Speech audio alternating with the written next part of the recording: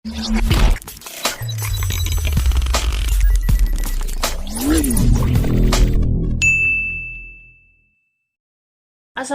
warahmatullahi wabarakatuh. Kembali lagi bersama saya Ahmad Baihaqi.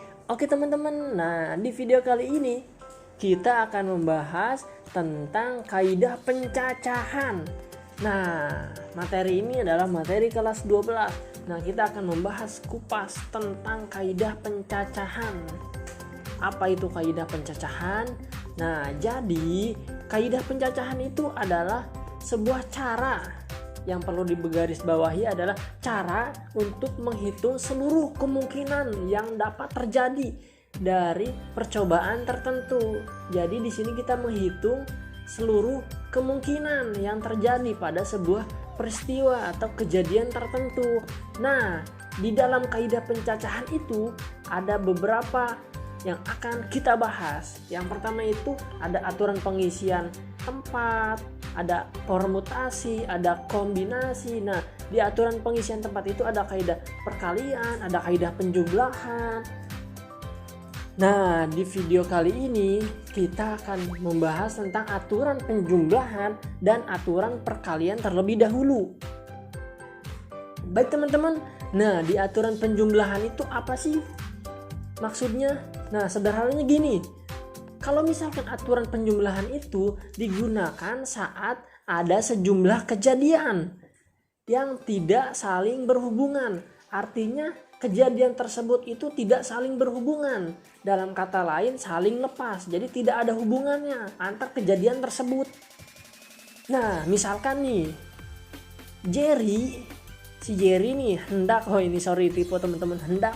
Nah, misalkan nih si Jerry hendak pergi ke nikahan mantannya. Wah, jadi Jerry ini mau ke nikahan mantannya ya. Nah, ada beberapa jenis angkutan yang dapat ia gunakan. Nah, di antaranya ada 3 jenis kendaraan roda 4. Nah, 3 jenis kendaraan roda 4, 2 jenis kapal laut, dan 1 jenis pesawat terbang. Nah, pertanyaannya, ada berapa total cara yang berbeda untuk berangkat ke nikahan mantan tersebut? Nah, jadi ada berapa cara nih? Ada berapa cara untuk Jerry berangkat ke nikahan mantannya? Nah, kita bantu Jerry nih untuk memecahkan masalah tersebut selain masalah terhadap mantannya. Oke, langsung saja.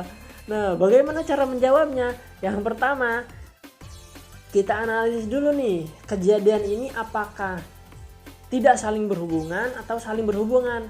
Kita lihat, kalau misalkan kita menggunakan kendaraan, otomatis kita tidak bisa menggunakan 2 kendaraan sekaligus. Misalkan kita mau berangkat nih ke nikahan mantan, kita menggunakan kendaraan roda 4 dengan kapal laut. Nah, itu kan 2 kejadian yang berbeda.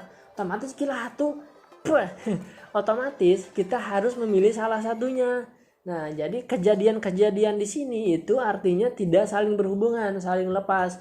Nah, untuk total caranya kita hitung dulu.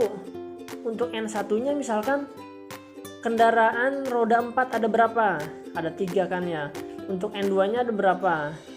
Untuk N2-nya ada 2 kapal laut. Nah, untuk N3-nya ada 1. Nah, untuk mencari total cara, tinggal kita jumlahkan aja. N sama dengan N1 tambah N2, N1 tambah N1-nya ada 3 tambah N2-nya ada 2 tambah 1. Nah, berarti total semuanya adalah 3 tambah 2 tambah 1 sama dengan 6. Nah, jadi ada 6 cara yang berbeda yang bisa dilakukan Jerry untuk pergi ke nikahan mantannya. Wow. Nah, jadi ada 6 cara ya teman-teman. Nah, jadi yang perlu digarisbawahi, kalau aturan penjumlahan itu kejadian tidak saling lepas, maka tinggal kita jumlahkan aja seluruh kejadian tersebut. Itu aturan penjumlahan. Bagaimana kalau aturan perkalian? Nah, untuk aturan perkalian itu secara sederhananya, aturan perkalian itu merupakan 2 kejadian atau lebih yang bisa dilakukan secara bersamaan. Nah, ini kata kuncinya nih. Bisa dilakukan secara bersamaan.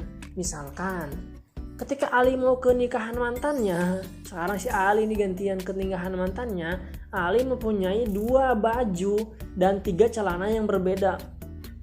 3 celana. Ada berapa pilihan Ali untuk memasangkan perpaduan antara baju dan celana tersebut agar terlihat keren di depan mantannya? Waduh, Ali nggak mau kalah nih, dia pengen terlihat keren di depan mantannya untuk yang terakhir kalinya melihat mantannya.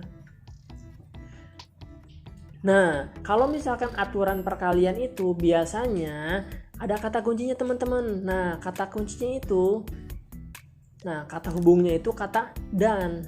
Jadi kan ini banyaknya cara untuk memasangkan perpaduan antara baju dan celana.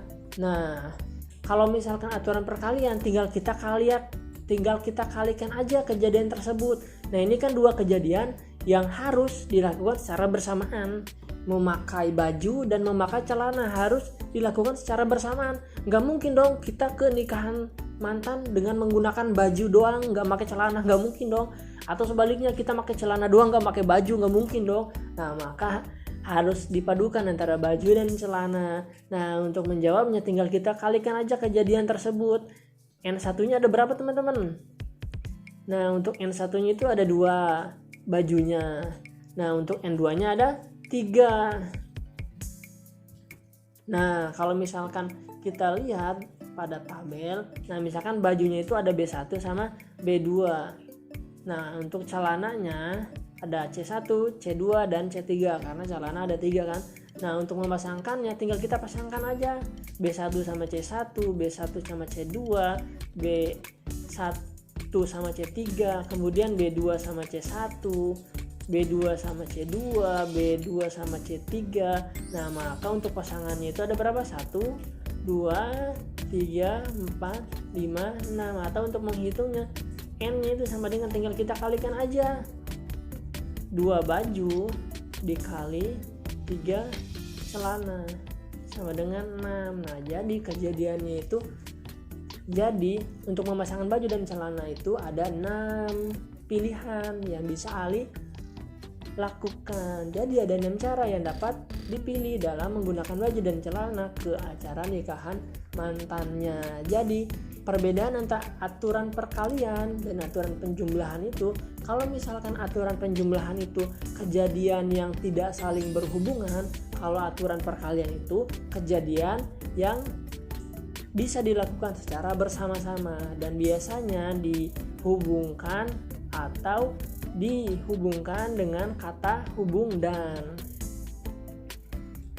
Nah, untuk lebih memahami, teman-teman bisa kerjakan soal-soal berikut. Ada 3 nomor nih, nomor 1, nomor 2, dan nomor 3. Mungkin itu saja yang dapat saya sampaikan. Kalau misalkan ada pertanyaan, bisa teman-teman ajukan di kolom komentar. Kurang lebihnya mohon maaf. Wassalamualaikum warahmatullahi wabarakatuh.